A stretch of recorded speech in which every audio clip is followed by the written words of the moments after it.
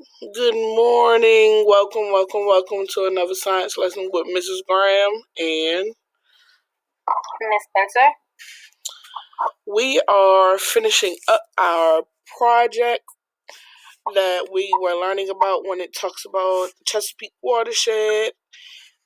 This week we will be talking about nutrient pollutions and its effect on the Chesapeake Bay. Once again, we are saving the bay through education, advocacy, and restoration. But before we hop into today's lesson, Ms. Spencer, can you give us the do's and don'ts again, please? The same as every week, just be respectful. Don't put anything in the discussion box that doesn't pertain to the work. And that's it. And also, before we hop into today's lesson, I just want to pre-warn you guys. This lesson is very extensive. It's a little longer than others when it comes to the work, but we know you guys can do it. We know you can do it. We want you to work hard and do your best. Right, Ms. Spencer? Yes, always. Alrighty. So, nutrient pollution and its effect on the Chesapeake Bay. Saving the Bay through education, advocacy, and restoration. Let's hop into it. Alright, lesson objectives for this week. Students will examine the cause and effect of pollution on the Chesapeake Bay, as well as examine how humans that live on the Chesapeake Bay watershed impact their environment. So we're talking about examining the bay, the pollution in the bay, and we're going to examine how we impact the environment. All right, nice. So this is a warm-up phenomenon. What is a phenomenon? Meaning it's something special, something unknown, something that we have not already tapped into. I want you to take a look at this photo very, very carefully. Imagine that you lived on or near the Chesapeake Bay, where you could step out on your back porch or your balcony and you could see a portion of the bay. Nice sunshine and the water hitting the shore, right? Let's say one morning you walk outside and you saw this in your water.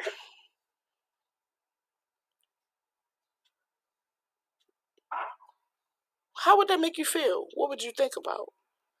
So with that being said, I want you to jot down your thoughts about how this will make you feel and what could have caused this. The reason we putting this in your shoes is because this is an actual picture from a homeowner that lived near the Chesapeake Bay, where all she had to do was look out her back door and she could see the water. And her response was, there were dead fish on the boat ramp, 8 inches thick. It's just awful. Her name was Judy, and she was a homeowner in Maddox Creek. But what would you say about this? What are your thoughts? Why? What caused this? We want you to answer that. What caused this? All right.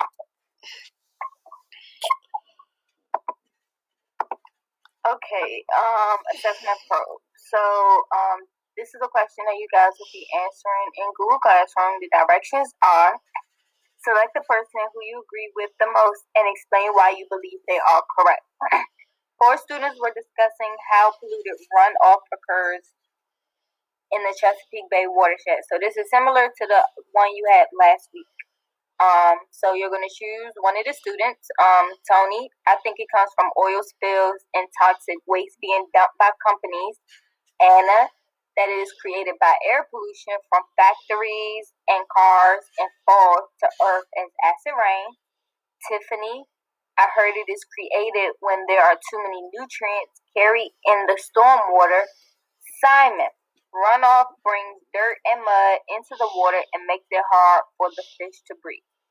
So you're going to decide which one of those students you agree with and why. And you should start your sentence off, I agree with so and so because. Please don't just say I agree with Tony because I like what he says. Please add more detail to your answer and explain why you agree with that person. Connect it back to the lesson. What from the lesson did you learn that made you agree with whoever you decide to choose?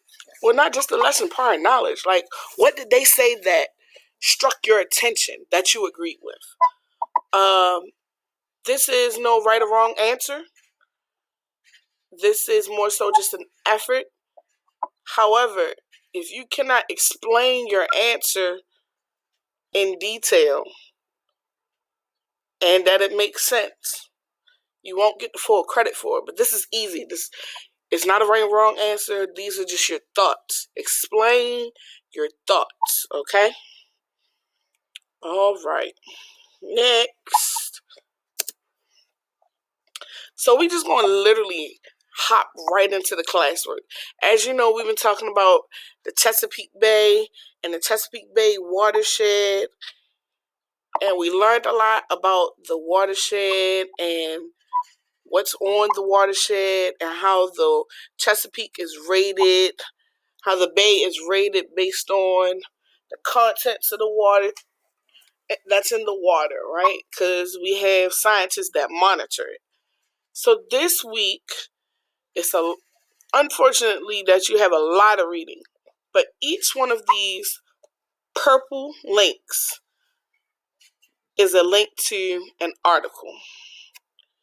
You will need to read the article in order to answer the 3 questions. So each article has 3 questions to be answered about the article. Now, with that being said, we will provide the article for you in Google Classroom. Okay? And you will see the 3 questions attached to this. Each one of these articles, along with the questions, will be a separate classwork, okay?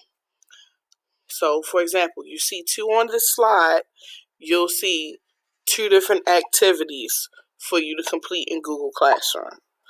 So, I'm going to just read the questions to you. I want you to think about the questions in advance before you even read the articles, okay? What are dead zones? We looked at a dead zone, right? Let's go back to it real quick. There we go. That was a dead zone, right? What are dead zones? What do dead zones do? Right? So, what do they do? Are they good or bad? Do they do good or bad things? From the website, which was the article, identify the 3 major sources of nutrient pollution. What are the 3 major sources of nutrient pollution? You can only find this answer where? In the article, okay? Which means you have to view the website. That's for article number 1, which is about dead zones. Article number 2 is polluted runoff.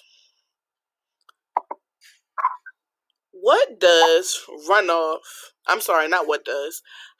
does runoff become polluted? How does runoff become polluted? Think about the definition that we gave you about runoff. How does runoff become polluted? Okay? What is an impervious surface? Okay? In the article, I want you to look for it, the article discussing impervious surfaces. It's going to tell you what an impervious surface is. Say it with me. Impervious. Impervious surface. So you're going to tell me what this impervious surface is, okay? And number 3, I didn't mean for that to happen. Number 3, for the polluted runoff article. How are humans affected by polluted runoff?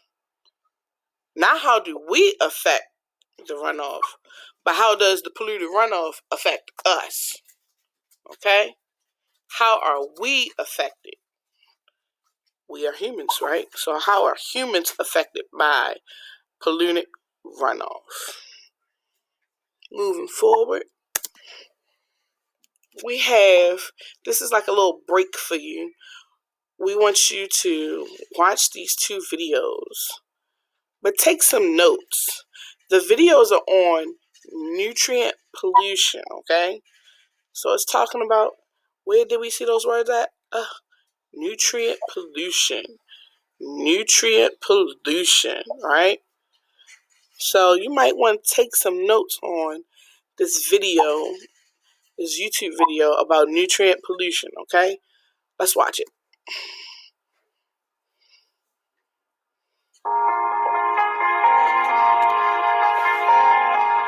Nutrient pollution is a widespread national problem and is well documented in places like the Chesapeake Bay, the Mississippi River Basin, and Puget Sound. Nutrients, like nitrogen and phosphorus, are a natural part of the ecosystem. They support the growth of aquatic plants. But human activities cause an excess of nitrogen and phosphorus in the environment. Surface and groundwater becomes polluted, creating a serious problem known as nutrient pollution. Nutrient pollution can affect you and your family's health, as it threatens our drinking water supplies and places where we like to swim and fish. Excess nutrients can also cause an explosion of algae growth called algal blooms. These can be foamy, scummy, or a thick mat of slime on the surface of the water or along the beach. Some algal blooms are harmful because they produce toxins that can make people sick. These blooms also hurt tourism, reduce property values, and drive up water treatment costs. The nutrients move downstream, killing fish and creating large dead zones where no aquatic life can survive.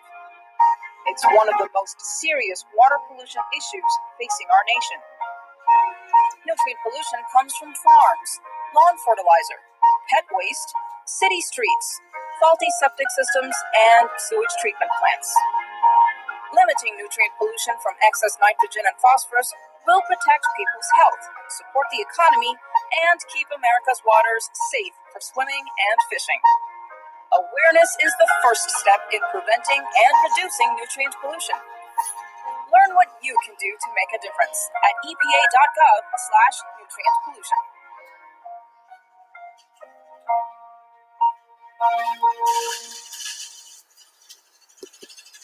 Wow, I'm going to replay that video again for you. That talked about a lot, okay? Let's replay this video. Remember, we normally watch videos 3 times. The first time we just watch, the second time we take notes, and the third time we discuss, okay? But we're not going to discuss it today. We just want you to watch and take notes. We want to see what you're learning from the videos. Nutrient pollution is a widespread national problem and is well documented in places like the Chesapeake Bay, the Mississippi River Basin, and Puget Sound. Nutrients, like nitrogen and phosphorus, are a natural part of the ecosystem. They support the growth of aquatic plants. But human activities cause an excess of nitrogen and phosphorus in the environment. Surface and groundwater becomes polluted, creating a serious problem known as nutrient pollution. Nutrient pollution can affect you and your family's health, as it threatens our drinking water supplies and places where we like to swim and fish. Excess nutrients can also cause an explosion of algae growth called algal blooms. These can be foamy, scummy, or a thick mat of slime on the surface of the water or along the beach. Some algal blooms are harmful because they produce toxins that can make people sick. These blooms also hurt tourism, reduce property values, and drive up water treatment costs. The nutrients move downstream, killing fish and creating large dead zones where no aquatic life can survive. It's one of the most serious water pollution issues facing our nation.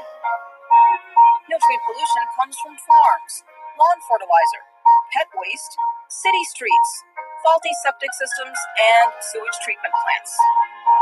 Limiting nutrient pollution from excess nitrogen and phosphorus will protect people's health, support the economy, and keep America's waters safe for swimming and fishing. Awareness is the first step in preventing and reducing nutrient pollution. Learn what you can do to make a difference at epa.gov/nutrient pollution.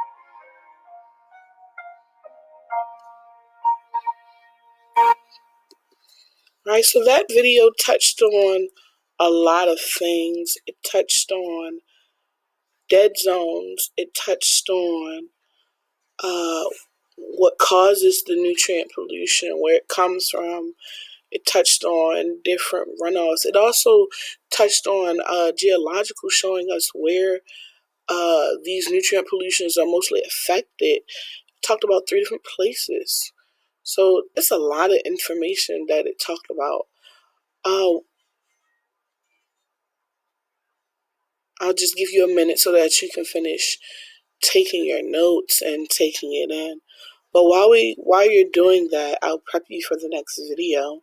So the next video, it says you can prevent nutrient pollution. So in the first video, it showed us different clips of how we contribute to nutrient pollution, right? So it showed us washing clothes. It showed the little girl walking her dog because people don't pick up their pet waste. And you gotta think, when it rains, poop and urine gets mixed in with the runoff.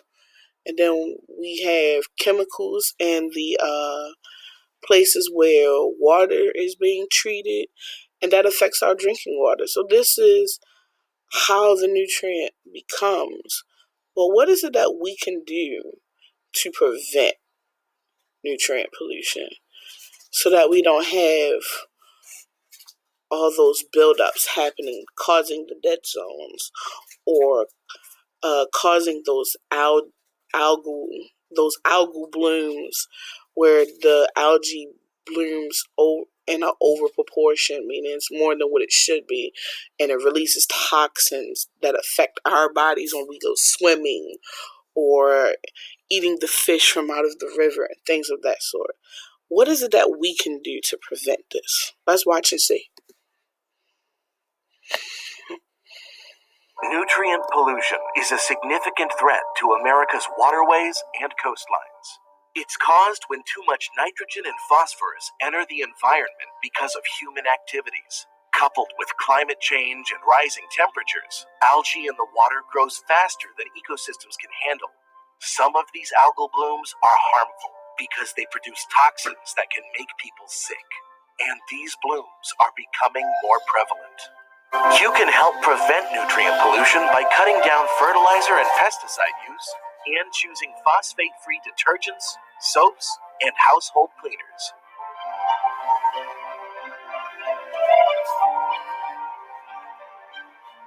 So we're going to watch that really quick again because it told us a lot. It reinforced the information from the first video on where the nutrient pollution affects different watersheds and bodies of waters. But then it told us the key to how we can prevent it. So let's watch that again. Nutrient pollution is a significant threat to America's waterways and coastlines. It's caused when too much nitrogen and phosphorus enter the environment because of human activities. Coupled with climate change and rising temperatures, algae in the water grows faster than ecosystems can handle. Some of these algal blooms are harmful because they produce toxins that can make people sick. And these blooms are becoming more prevalent. You can help prevent nutrient pollution by cutting down fertilizer and pesticide use and choosing phosphate-free detergents, soaps, and household cleaners.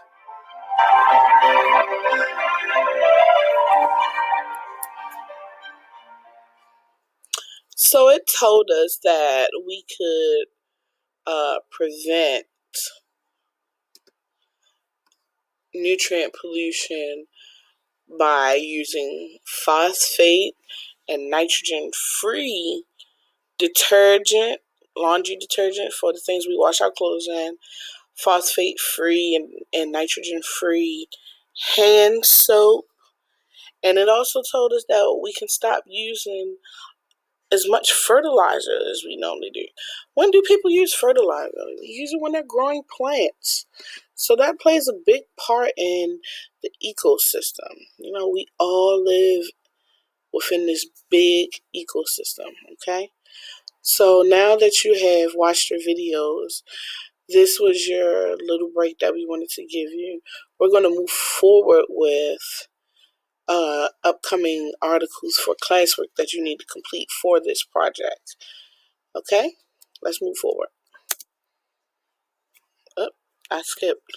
Oh, no, I didn't. There we go.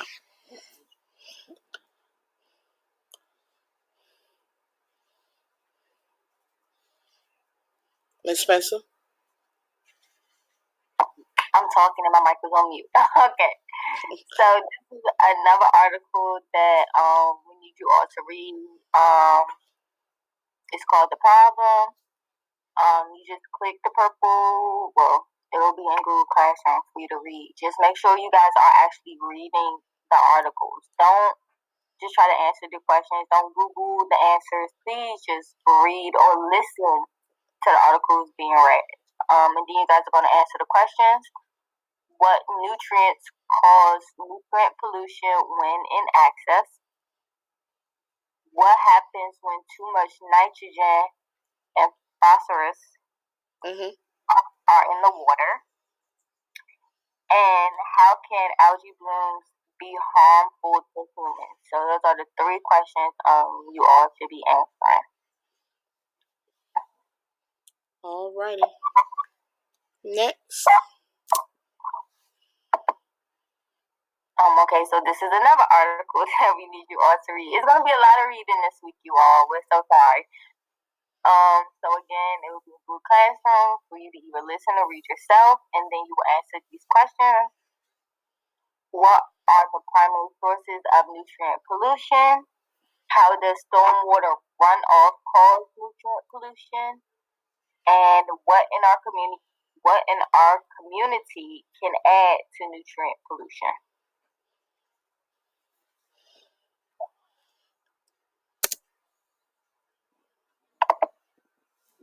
And here's some more. And the questions you'll answer after these articles are: what can happen to humans that have direct exposure to toxic algae?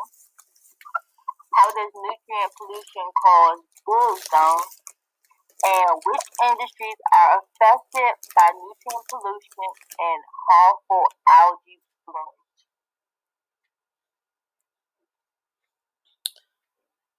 Very good. So, like Miss Spencer said, these articles will be at your. You'll have access to them in Google Classroom. There will be the actual reading where you can read it yourself, or you can follow along as we read it to you. We will not stop and explain it, however, we will read it to you. And you should follow along on the screen as we're reading through the article. Alright? So this is your exit ticket, okay? You know we got an exit ticket. So our exit ticket is basically 2 questions. So it's easy, right? Easy peasy. What types of pollution affects the Chesapeake Bay? Now, we've talked about pollution, including this week. This make the 3rd week. We've talked about pollution a lot. So you should know of, at the minimum, 2. Give us nothing less than 2 for number 1, because you should know more than 2. What types of pollution affects the Chesapeake Bay? Number 2.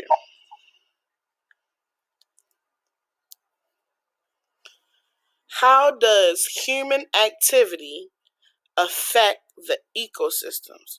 The definition for ecosystems I put in parentheses, which is a biological community of interacting organisms and their physical environment. Okay?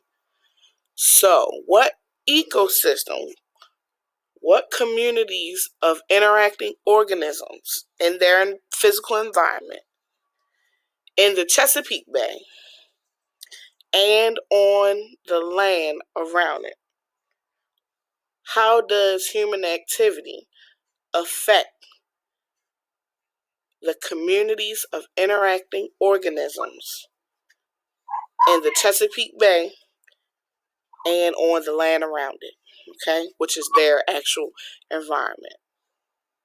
How do we affect those ecosystems? Like, what do we do that we don't realize that we're doing?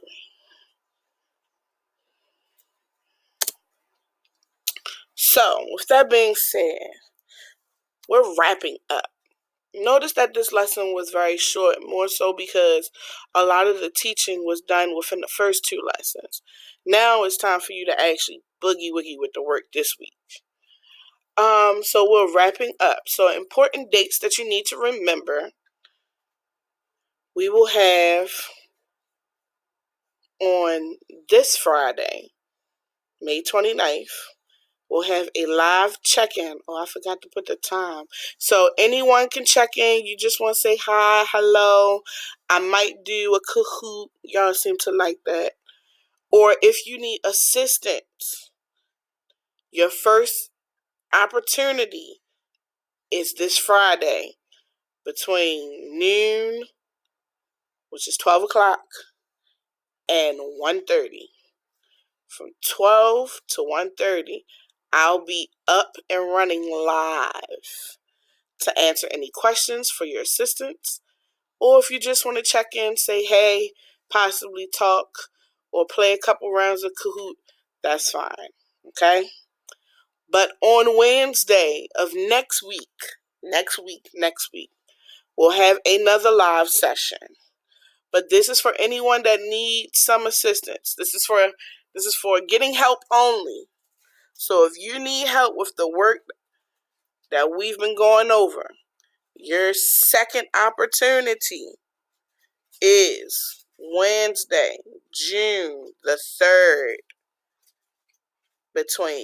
from noon to 1:30. Now, if you cannot make one of these 2 sessions, please email myself, Mrs. Graham, or Miss Spencer, asking for a one-on-one session where we can set up a time frame to meet with you to give you some assistance, okay?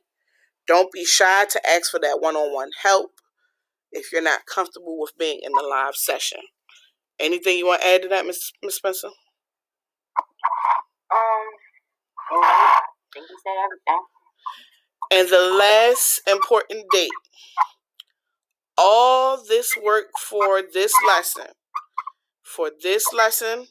only, is due next Friday. We are giving you a week and 2 days to complete all of the assignments, because we know it's a lot of reading. So if you want to do an article a day and submit it, that's cool with us. You have until next Friday to complete your warm-up, your discussion question, read your articles and answer your questions, and your exit ticket. You have more than enough time to get this done, okay? And you have opportunities where you can get some help. Please utilize this, guys. We can't stress that no more, okay?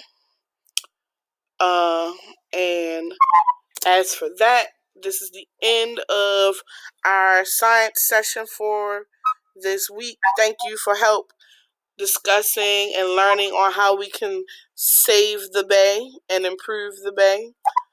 Now it's your turn to boogie woogie and get to work, okay? Bust the work out like we know you guys can. Anything you want to say, Miss Spencer?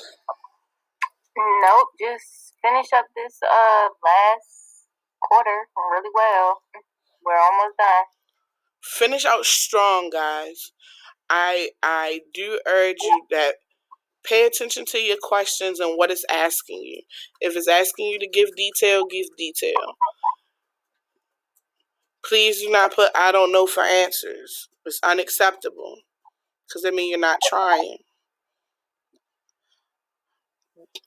It's easy for you to turn out with an A this quarter. It's easy. You just gotta want it. With that being said, we signing off. Mrs. Graham will speak to you guys and possibly see you guys on Friday. Holla. All right, bye guys. Bye.